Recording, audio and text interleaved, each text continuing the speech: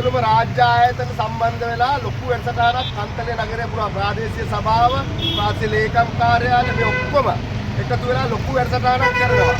මේ මොකටද කරන්නේ? මේ දවස්වල ඉතා විශාල වශයෙන් පැතිර යනවා ඩෙන්ගු රෝගය. මේ ඩෙන්ගු රෝගය අපේ ප්‍රදේශවලටත් දැන් ඇවිල්ලා තියෙනවා. දැනට රෝගීන් 35ක් පමණ කන්තලේ ප්‍රදේශයේ වාර්තා වෙලා තියෙනවා. එතකොට මේ රෝගය තවදුරටත් දැන් වෛරසය අපේ ප්‍රදේශයේ තියෙන නිසා ව්‍යාප්ත වීමේ ප්‍රවණතාවයක් තියෙනවා. ඒ කියන්නේ අපි කියන්නේ අවුට්බ්‍රේක් එකක්. විශාල වශයෙන් පැතිරීමක් වෙන්න පුළුවන්.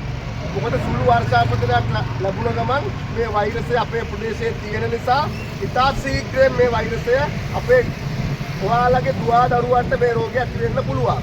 විශේෂයෙන් පාසල් දරුවන්ට ඒ වගේම නිවස්වල ඉන්න අපේ වයසක උදවියට ඇදුරොත් මේක මාරාන්තිකයි. ඩෙන්ගු රෝගය කියන්නේ මාරාන්තික රෝගයක්. ඉතින් අපි මේ මාරාන්තික ඩෙන්ගු රෝගයෙන් ආරක්ෂා කරන්න විශේෂ වැඩසටහනක් රජයේ මැදිහත් වෙලා මේ නගරය පුරා ක්‍රියාත්මක කරනවා. මුළු ලංකාව පුරා මේ වැඩසටහන ක්‍රියාත්මකයි. ඉතින් මේ